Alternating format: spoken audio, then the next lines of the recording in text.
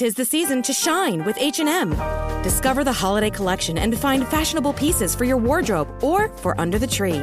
Get inspired and dazzle with this year's glam. From tuxedo styles, bow detailed pieces, impressive prints, and more. From unforgettable looks to unforgettable gifts. With fashion finds to home decor, find it all at H&M. Treat your loved ones and yourself this season. Shop in-store or at hm.com. Make holiday gatherings more delicious at Whole Foods Market. Whether you're the host or the guest who aims to impress, save now on baking essentials from 365 by Whole Foods Market. Need some extra help? Pick up crowd-pleasing flatbreads that are ready to heat, or build a lovely charcuterie board with sales on specialty cheeses and meats. Holiday wines and beers are also on sale, starting at $7.99. Host the perfect holiday party with Whole Foods Market. Must be 21 plus. Please drink responsibly. This is Optimal Health Daily, episode 2374, How Caretaking Can Be a Problem, by Keith Wilson of keithwilsoncounseling.com, and I'm Dr. Neil. Hey there, and welcome to another bonus Sunday episode, where I share an article from one of the other podcasts in our network that I think will add some value for you here. Today's post comes from Optimal Relationships Daily, where articles covering all types of relationships are read to you every day. So, with that, here's Greg with the post and his commentary as we optimize your life. How Caretaking Can Be a Problem, by Keith Wilson of keithwilsoncounseling.com. You may have actually said it, and it's true. Taking care of a person with a problem gives meaning and purpose to your life. Your life needs meaning and purpose.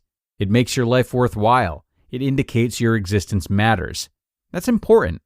Sometimes it's the only thing that keeps you going. It's something you can be proud of. Meaning and purpose will organize your life. You know what you have to do when you wake up in the morning. It dictates the things you do during the day. It determines the choices you make and makes those choices easy. So, where do you find meaning and purpose? You could cure cancer, but you'd have to go to college for decades, apply for grants, and perform hundreds of mind-numbing experiments. Then you might not get any closer to a cure. Not everyone can cure cancer. You could start a company that employs thousands and performs a useful service. You could invent something that makes life easier. You could become president, achieve world peace, or speak out for social justice. One of the more popular ways of finding meaning for your life is to take care of others. It's not easy to take care of others, but the startup costs are relatively small. If you decide that taking care of others is going to give meaning and purpose to your life, all you have to do is find someone to take care of, do something kind, and by the end of the day, you have accomplished something. Not everyone can endeavor to cure cancer, start a company, achieve world peace, or social justice. Most people don't have the resources available. They're poor, so they can't afford college or the grub stake necessary for even a small business. They don't have a lot of time, so they can't study or perform thousands of mind-numbing experiments. They don't have the ingenuity, the imagination, and the courage to invent something new. They're too honest to become president. They don't have the tremendous emotional fortitude to keep at it until world peace or social justice is achieved. No, to have meaning and purpose in their lives, they have to start small, with little initial capital outlay, and get quick results. They become caretakers. If you're going to become a caretaker, then you have to start by finding someone who needs taken care of, someone who cannot take care of himself. The more hopeless and helpless they are, the more they need help, the more they need you. You get more points for taking care of someone who is majorly messed up than for someone who is only a little messed up. If you volunteer to be a caretaker, it's seen as more meaningful than if you get paid for it. In fact, if you devote your entire life to it and, marry the person you're taking care of, then it makes you totally heroic. The tougher the case, the more you're a hero. And I use the word hero in the most complimentary, non-sarcastic way possible, and I don't mean the sandwich. Being a hero is the whole idea. Of course, being a hero really grinds you down, but meaning and purpose ennobles the sacrifices you make. You forget yourself, put your own needs on the back burner, and do whatever is necessary. It'll kill you, and you know it. It wouldn't be heroic if it didn't. Your friends will look at how caretaking is grinding you down, and they won't like it. They'll try to warn you. They'll say you're crazy to be taking care of someone and getting so little in return. They'll call you codependent, but they don't understand. This is what you do to have a meaningful life. They'll go on about how majorly messed up your partner is, how he never gets better, thinking that'll convince you to leave him, but it'll only make you more heroic and more attached. They'll say they want to see you happy, but you don't want to be happy. It's not about being happy. It's all about being someone who matters. I would never try to talk you out of being a caretaker. You may need to be a caretaker. Lord knows there are enough messed up people in the world who need caretakers. But if you're going to be a caretaker, be an effective one. Be one who makes a real difference. Effective caretakers solve problems. Ineffective caretakers create them. To be an effective caretaker, you have to stay humble even though you are truly heroic. You remember it's a privilege to be in someone's life. Effective caretakers foster growth and independence, even though it means you'll work yourself out of a job. But most of all, you take care of yourself as well as your partner, even though it seems a little selfish and uncaring. Your caretaking starts to be ineffective as you wear yourself out. You secretly resent the sacrifices you make.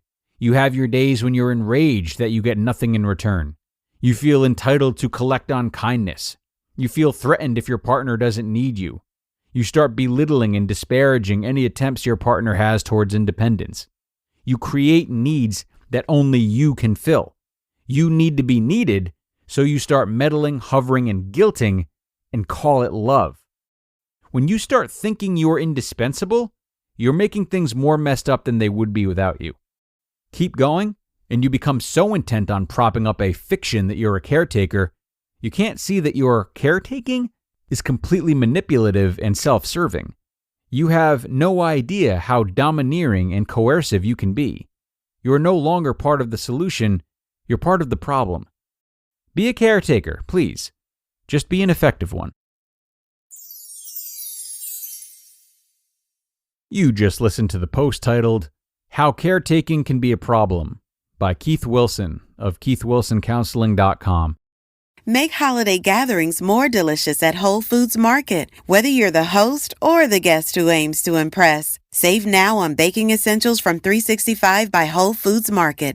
Need some extra help? Pick up crowd-pleasing flatbreads that are ready to heat, or build a lovely charcuterie board with sales on specialty cheeses and meats. Holiday wines and beers are also on sale, starting at $7.99. Host the perfect holiday party with Whole Foods Market. Must be 21 plus. Please drink responsibly. And big thanks to Keith for another great read. He is a writer and he is an effective one. Keith is so good at showing us the other side of concepts that we tend to have black and white feelings about. Sacrifice is, of course, a very romantic idea, but like anything, some level of balance is necessary in order to keep it from becoming too much. And for this reason, all of us, caretakers definitely included, need to pursue several sources of meaning in life.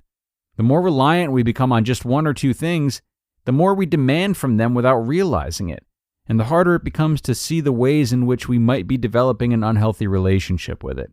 It's not a complicated solution, but it's very challenging for many people to commit to, especially with time constraints, resource constraints, and not to mention identity constraints. Regardless of how much time and love you're putting into anything, even if you're getting love right back, you mustn't be so seduced by it that you let other sources of love fall by the wayside.